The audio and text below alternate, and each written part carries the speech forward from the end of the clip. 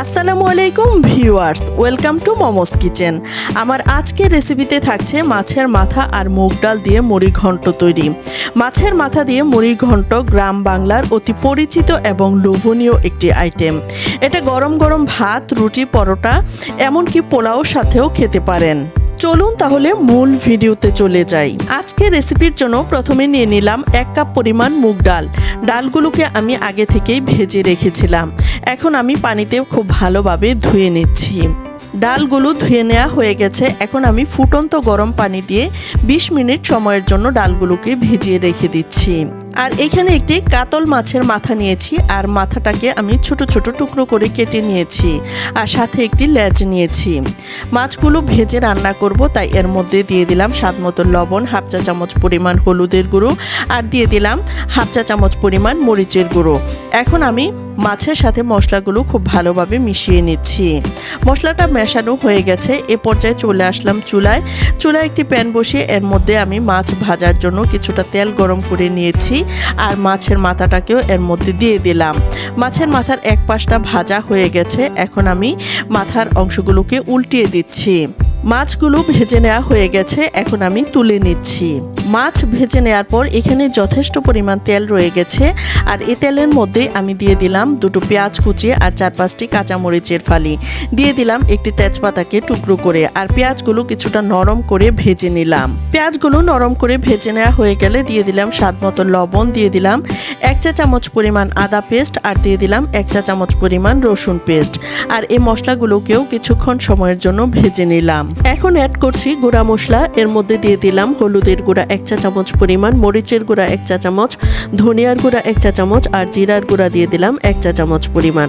অল্প একটু পানি দিয়ে আমি মশলাটাকে কষিয়ে নিচ্ছি। মশলাটাকে কিছুক্ষণ কষিয়ে নেওয়ার পর এখন আমি এর মধ্যে দিয়ে দিলাম একটি বড় সাইজের টমেটো কুচি। টমেটো অ্যাড করার পর এখন আমি আবারও কিছুক্ষণ সময়ের জন্য কষিয়ে নিলাম।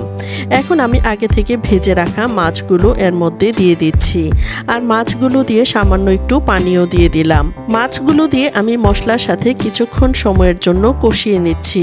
এই রেসিপিটি ফলো করে যদি মুড়ি ঘন্ট রান্না করে নেওয়া হয়, তাহলে আপনার রান্নাটাই হবে বেস্ট মুড়ি ঘন্ট রান্না। আর এরই মধ্যেই আমি মাছগুলোকে খুব ভালোভাবে কষিয়ে নিয়েছি। এখন আমি আগে থেকে যে ডালগুলোকে ভিজিয়ে রেখেছিলাম সেগুলোকে পানিটা ঝরিয়ে এর মধ্যে দিয়ে দিলাম।